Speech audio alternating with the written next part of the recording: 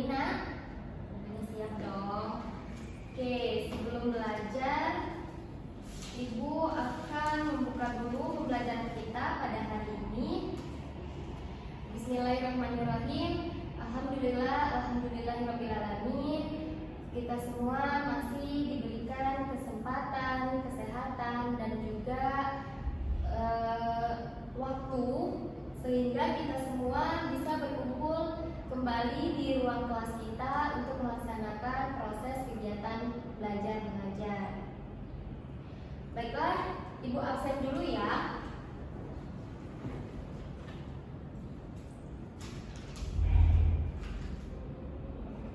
Alhamdulillah semuanya sudah masuk ya.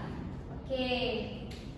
Sebelum kita memasuki materi, Ibu bakal mereview terlebih dahulu materi yang kita pelajari minggu lalu. Ada yang masih ingat?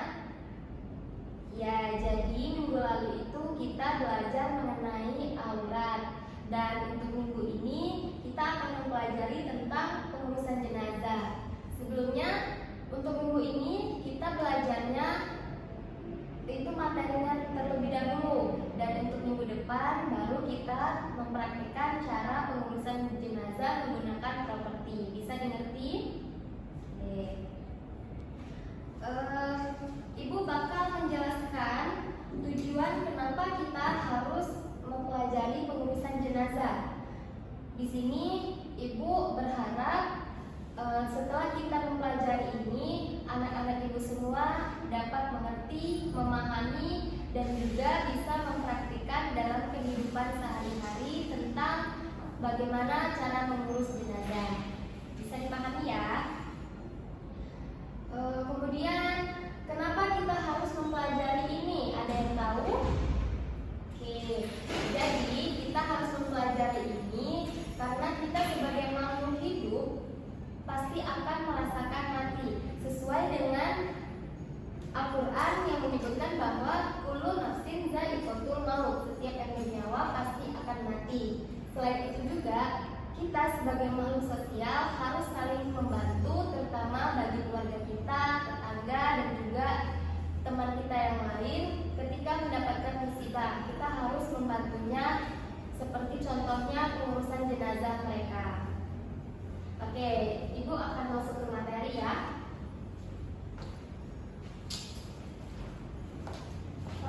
Sebelum kita melaksanakan pengurusan jenazah, tentunya kita akan mengalami satu peristiwa, yaitu peristiwa sakaratul maut. Seperti dalam Quran surah Qaf ayat 19 yang berbunyi, Bismillahirrahmanirrahim, wa ja'at sakaratul mauti bil haqq, zalika ma kunta minhu tahid, yang artinya seketika itu datanglah sakaratul maut dengan sebenar-benarnya, itulah yang dahulu hendak engkau hindari. Bisa dipahami ya? Kemudian ketika kita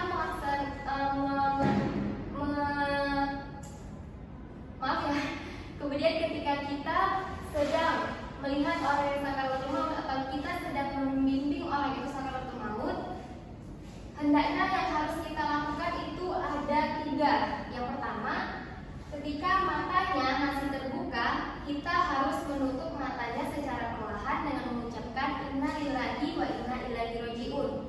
Yang kedua, ketika mulutnya masih terbuka, kita harus menutup mulutnya menggunakan kain atau selendang. Dan yang ketiga, kita harus menutup seluruh tubuh mayit tersebut menggunakan kain sebagai bentuk penghormatan terakhir kita kepada mayit tersebut. Kita lanjut ya. Kemudian memasuki proses yang pertama, yaitu memandikan jenazah. Di sini kita bukan hanya sekedar memandikan saja, tetapi kita harus tahu juga syarat yang memandikan dan juga jenazah yang dimandikan. Yang pertama, syarat orang yang memandikan. Orang yang memandikan itu harus orang terdekat seperti suami, istri, dan muhrimnya. Yang kedua, jika tidak ada muhrimnya, maka boleh orang yang mengerti dan dipercaya, seperti petugas pengurus jenazah. Dan yang ketiga, jenis kelaminnya harus sejenis. Misal ketika jenazahnya perempuan, berarti yang memandikannya juga harus perempuan, dan sebaliknya. Itu tadi syarat orang yang memandikan. Bagaimana dengan syarat jenazah yang dimandikan? Syarat jenazah yang dimandikan yang pertama itu beragama Islam.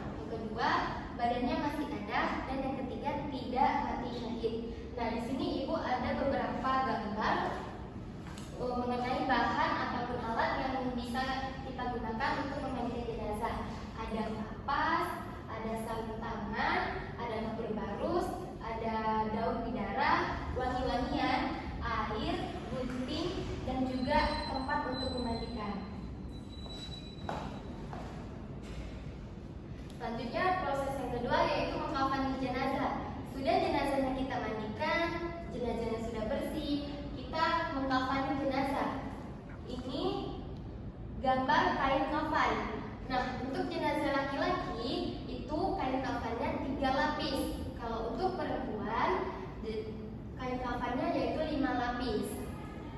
Jadi beda ya anak-anak, antara laki-laki dan perempuan itu beda. Perempuan lebih banyak kain kafannya karena auratnya itu banyak. Setelah itu kita memasuki proses mensolatkan jenazah. Sudah kita mandikan, kita kafani, dan kita selanjutnya menyolatkan. Ini gambar ketika kita mensolatkan jenazah. Jenazah berada di depan dan jamaahnya di belakang.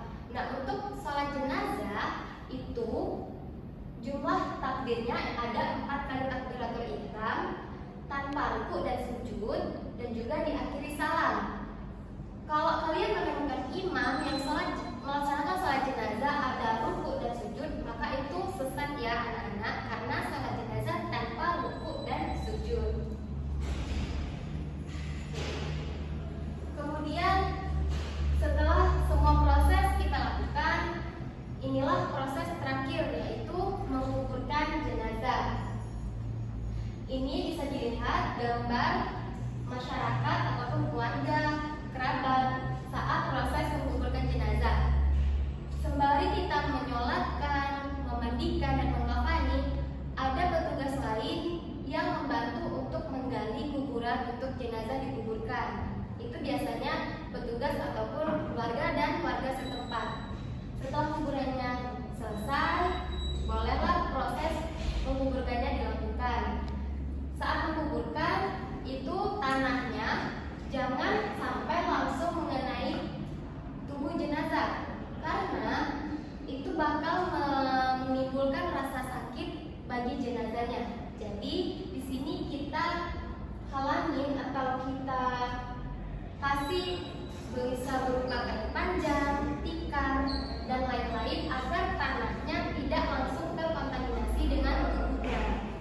Setelah dikuburkan, bisa juga kita mengazankan. Setelah itu kita membaca tahlilan yaitu yasin di kuburan setelah jenazah dikuburkan.